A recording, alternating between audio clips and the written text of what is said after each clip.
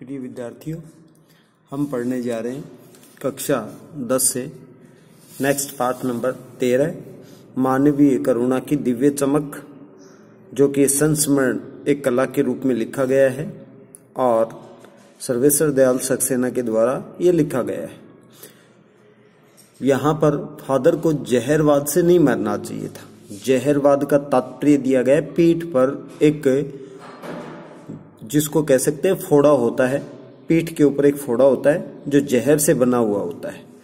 तो यह फादर को जो है बीमारी थी और उनके पीठ के ऊपर एक ऐसा फोड़ा बना हुआ था, उसी के कारण जो है उसकी मृत्यु हुई, जिसकी रगों में दूसरों के लिए मिठास भरे अमृत के अतिरिक्त और कुछ नहीं था। यानी कि उनका जो जीवन था वो दूसरों के प्रति समर्पित था, एक साधुओं की तरह जीवन जीते थे और वह दूसरों की भलाई के लिए काम किया करते थे। और ऐसे आदमी के लिए जहर का जो है नियम क्यों है कि ऐसे आदमी के जो जहर से मौत होनी चाहिए, यह सवाल किस ईश्वर से पूछे, यानी कि यह कौन से भगवान से पूछा जाए कि जो इंसान दूसरों की भलाई करता है, दूसरों के लिए जीवन जीता है और उसकी मृत्यु जो है इस तरीके से एक बीमारी के कारण हो। प्रभु यानी कि भगवान की आस्था ही जिसका अस्तित्व होता, यानी कि वह भगवान में पूरी तरीके से विश्वास किया करते थे। वह देह की इसी यातना की परीक्षा उम्र की आखिरी देहरी पर क्यों दे, यानी कि उम्र के आखिरी पड़ाव में और इस तरीके से उनको बीमारी से और पीड़ित होना क्यों पड़े। यानी जो जिन्होंने पूरा जीवन भगवान की भक्ति में समर्पित किया, उनकी सेवा, उनके गुणगान में समर्पित किया और अंतिम समय में और ऐसी बुरी बीमारी से ऐसी उनकी मौत हो, तो यह कौन से भगवान से पूछा जाए कि आखिर ऐसी मौत क्यों दी जाती है जो भगवान की सेवा करता है। लंबी यानी कि उनकी बनावट के बारे में, लंबी जो है पादरी के सफेद चौके से ढकी हुई आकृति सामने है। यानी कि जो धर्म गुरु होते हैं पादरी, यानी कि ईसाइयों के जो गुरु होते हैं धर्म के, उनका जो वस्त्र पहनावा होता है वो सफेद रंग के कपड़े का होता है और जो कि नीचे से ऊपर तक बना हुआ होता है। तो वहां पर एक शरीर की आकृति जो ऐसे जो है और वेशभूषा से ढकी हुई है, गोरा रंग है, सफेद जो है झाई मारती भूरी दाढ़ी है, नीली आंखें, बाहें खोल गले लगाने को आतुर और ऐसे लगते हैं कि हर किसी को वह अपने गले से लगाना चाहते हैं। इतनी ममता, इतना अपना तो इस साधु में हमने एक प्रियजन के लिए उमड़ रहा था। यानी कि एक साधु के रूप में है वो, और उनमें सभी के प्रति ऐसी जो ममता प्रियजनों के प्रति जो है और होती है। यानी कि सभी जो लोग होते हैं उनके प्रति ऐसा प्रेम वह है रखते हैं। मैं 35 साल से और उनको देख रहा हूं, इनका प्रमाण हूं, साक्षी हूं। तब भी जब वह इलाहाबाद में थे और जब भी वह और दिल्ली आते थे, यानी कि जब वो इलाहाबाद में थे और दिल्ली आया करते थे, तब से मैं उनके संपर्क में उन्हें देख रहा हूं। आज उन बाहों का दबाव मैं अपनी छाती पर महसूस करता हूं। यानी कि वो आज नहीं है, लेकिन फिर भी मैं और आज उनको महसूस करता हूं कि किस तरीके से वो अपने छाती से हमको लगा लिया करते थे। फादर मतलब धर्म के आचार्य या गुरु को याद करना एक उदास शांति संगीत को सुनने जैसा है। उनको देखना करुणा के निर्मल जल में स्नान करने जैसा था और उनसे बात करना कर्म के संकल्प से भरना था। यानी कि मुझे परिमल के वे दिन याद आते हैं जब हम सब एक पारिवारिक रिश्ते में बंधे जैसे थे। यानी कि ये है उस समय की बातें हैं जब वो है एक परिवार के रूप में और उनके सदस्य बने हुए थे, जिसके बड़े जो फादर बुल के थे, यानी कि उस परिवार में सबसे बड़े ये थे। हमारी हंसी मजाक में वह निर्लिप्त शामिल रहते थे, यानी कि वह शामिल रहते थे। हमारी गोष्ठियों में वह गंभीर बहस करते थे और जब भी हम कोई जो है और सभा बना करके बैठते थे तो गंभीर विषय के ऊपर चर्चा हुआ करती थी। हमारी हंसी मजाक वह चलता रहता था। हमारी जो रचनाओं पर बेबाक राय और सुझाव देते रहते थे, यानी कि हमारी जो रचनाएं हैं उन पर सुझाव दिया करते थे और हम जो व्यर्थ में ही जो है चर्चा करते थे उनके ऊपर वह विचार विमर्श रखा करते थे। हमारे घरों के किसी भी उत्सव और संस्कार में वह बड़े जो भाई और पुरोहित जैसे खड़े हो हमें जो आशीष से भर देते थे। यानी कि जब भी कभी जो कोई घर के अंदर उत्सव हो, या घर में कोई समारोह का आयोजन हो तो हमारे बड़े भाई की तरह वह रहते थे, संस्कार की बातें किया करते थे। और जैसे पुरोहित यानी कि कोई आचार्य जो है और शिष्य के लिए जो है और उनके समस्याओं के समाधान के लिए खड़ा रहता है, उसी तरीके से वह हमें आशीर्वाद देते रहते थे।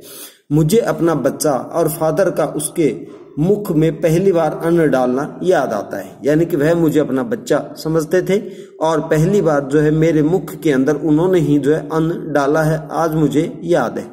और नीली आंखों की चमक में तैरता वह जो वात्सल्य भी जो जैसे किसी ऊंचाई पर देवदारू की छाया में खड़े हों, यानी कि वह नीली आंखों वाले पादरी, गुरु और जिस तरीके से कोई माता पिता अपने पुत्र को प्रेम करते हैं उसी तरीके से उनका प्रेम मेरे ऊपर था।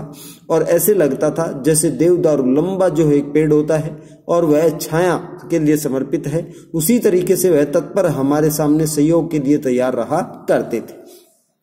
कहां से शुरू करूं मैं उनकी बातें। इलाहाबाद की सड़कों पर फादर की साइकिल चलती दिख रही है, यानी कि हम शुरू करते हैं कि इलाहाबाद के सड़कों पर वह साइकिल चलाते हुए दिखाई देते हैं। वह हमारे पास आकर के रुकती है, मुस्कुराते हुए फिर वह उतरते हैं।